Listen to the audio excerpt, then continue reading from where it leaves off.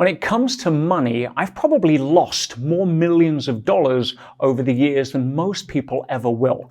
But what's allowed me to make it back faster each time I've lost it is something I'm going to share with you right now.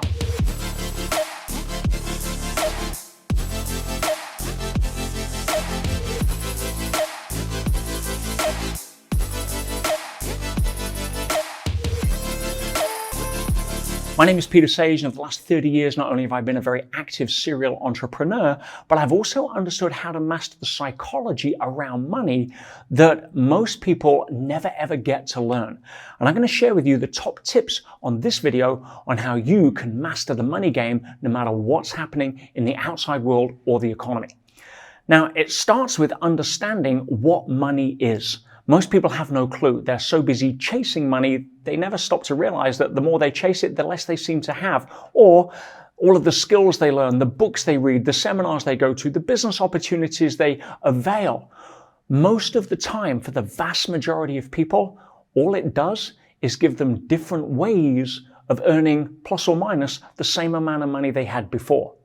So when you understand what money really is, you can actually shift your relationship to it.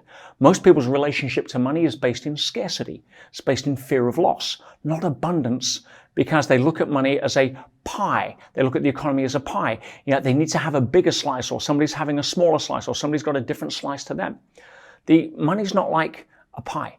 It's like a vocabulary. Just because somebody's fluent in a language doesn't mean to say that you can't learn the language. You're not taking words away from somebody by actually having more of your own to say. Now, when it comes to understanding the role money plays, here's where a lot of people fall down. A lot of people don't realize money is a byproduct or a consequence of adding value. It's a way to measure perceived value. Now, if you were to sit in front of a fire on a cold night, you don't say, give me some heat and then I'll fetch you some wood. But a lot of people are trying to do that when it comes to money. Or they're walking into the gym and they say to their personal trainer, give me the strength and then I'll lift the weights. Well, we know that doesn't work. So why do most people do that in relation to money? They go, I want the money. I go try to make the money, find the money, create the money, save the money. No, money is a consequence of adding value. In other words, you lift the weights, you get the strength. You chop the wood, you get the heat. You add the value, you get the money. Which is why most people chasing the effect, it's like chasing your shadow. You're never able to catch it. Now, the other big stumbling block that so many people have when it comes to their relationship to money is their beliefs. And the challenge is most people don't know where their beliefs come from because they've never taken the time to ask. I want to share with you right now some of the common beliefs. See which ones out of these resonate with you the most. Money is hard to get. In fact, you have to work really hard in order to have money. Now, if that's your belief, that's what's going to be true for you. You're going to work your ass off for years and never really have the level of abundance you think you want, you're chasing, or you deserve. Where does that belief come from? How about money is the root of all evil? That's a big one a lot of people grew up with. And sometimes that can have an unconscious repellent effect to money. Why? Because let's say you grew up as a kid and you saw your mom and dad fighting over money, which according to marriage.com is the second most common reason after infidelity that relationships and marriages break down. So if you saw your mom and dad arguing over money as a young kid, where what you want most is love, safety, security, acceptance, you will link unconsciously money to fear, unsafety, and lack of love. So when you're growing up, that unconscious projection, that unconscious aversion to money is what's keeping a lot of it from showing up in your life. Even if the front part of your brain, the smart part of your brain says, I want the money, the back part of your brain that's concerned with survival has that force field pushing it away. Another limiting belief is that I need to have money in order to make money.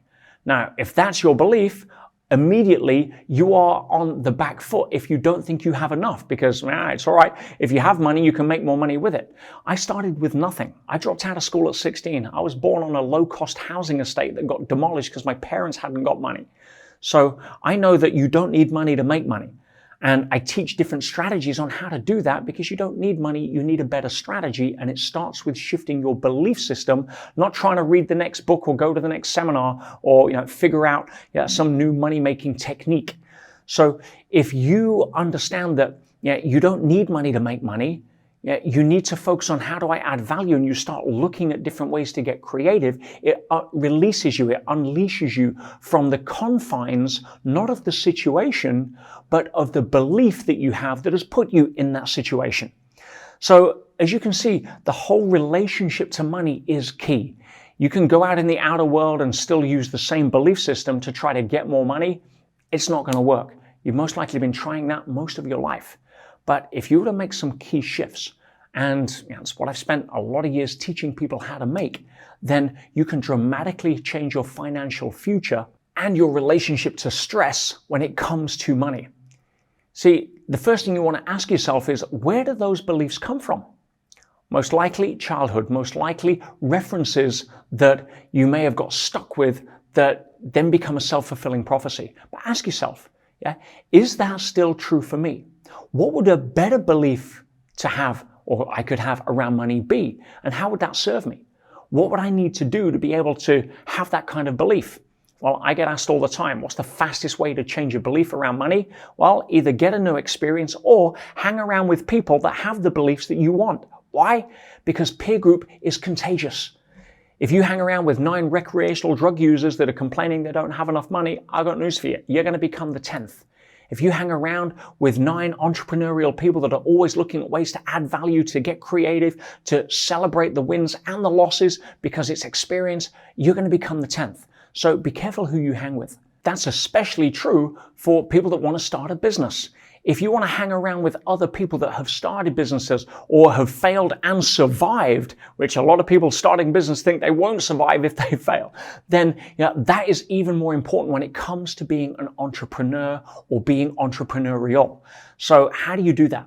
Well, I've got an amazing set of tools and skills I want to share with you. Be able to click the link below to find out some more. And if this video has been helpful, please give it a like, share it with your friends, because there is no reason in a world of abundance why more people can't learn to speak the vocabulary of money rather than stay dumb and not be able to have the language that they need to find the joy and the life that they deserve.